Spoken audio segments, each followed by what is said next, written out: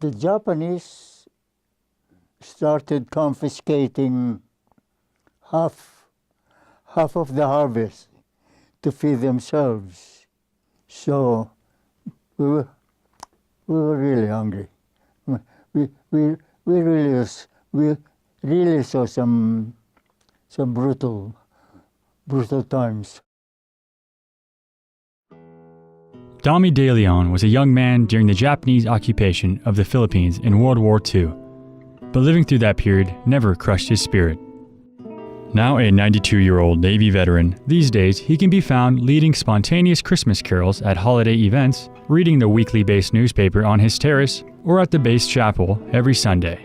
And while his singing voice is impressive, his life story is even more so.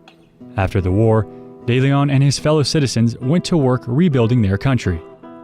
One day, while supervising a ditch-digging operation just outside Manila, then 20-something de Leon had a short but impactful conversation with an American.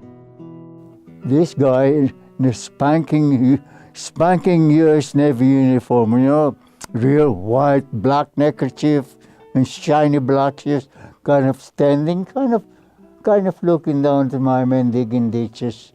And I said to him, "Hey, what do you do?"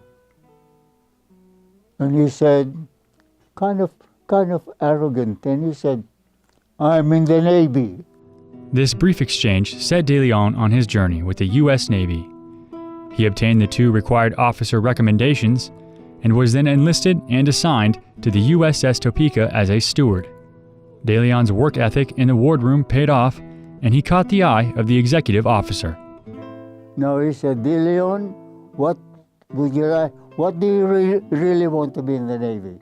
I said, "Well, sir, I'm not inclined towards cooking, and I don't think I'd like to be making baked Alaska for the rest of my life."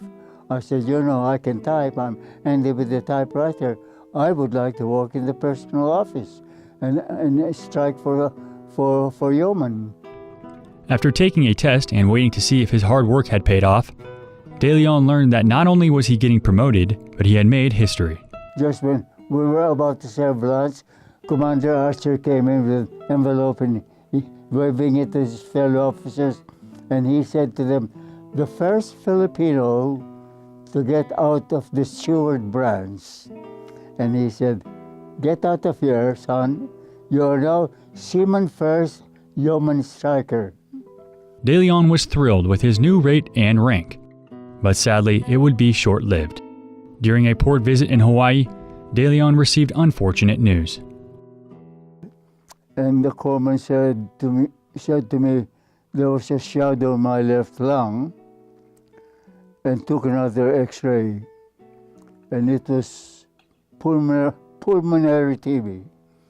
I didn't see my friends again because all my stuff, my personal belongings, were put into my sea bag, and I was transferred to the Navy hospital. De Leon was then medically separated from the Navy and made a naturalized U.S. citizen. He went on to major in journalism at San Diego State University, but ended up pursuing a career in acting instead. Although he never made it big, he did have the chance to work with some well-known actors such as Ava Gardner and Charlton Heston. But in the end, he decided the Hollywood scene wasn't for him. It's not such an easy profession to be an actor. You have that insecurity. You're always waiting for the telephone to ring. Maybe your agent has an interview for you. So after 5 years, I decided, leave the business.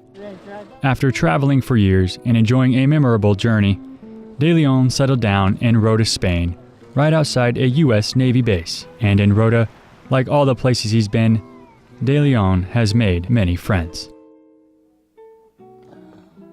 The thing I remember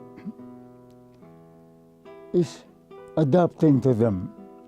It may not be the kind of the way that you would do it yourself, but I always adapted to the people that I meet.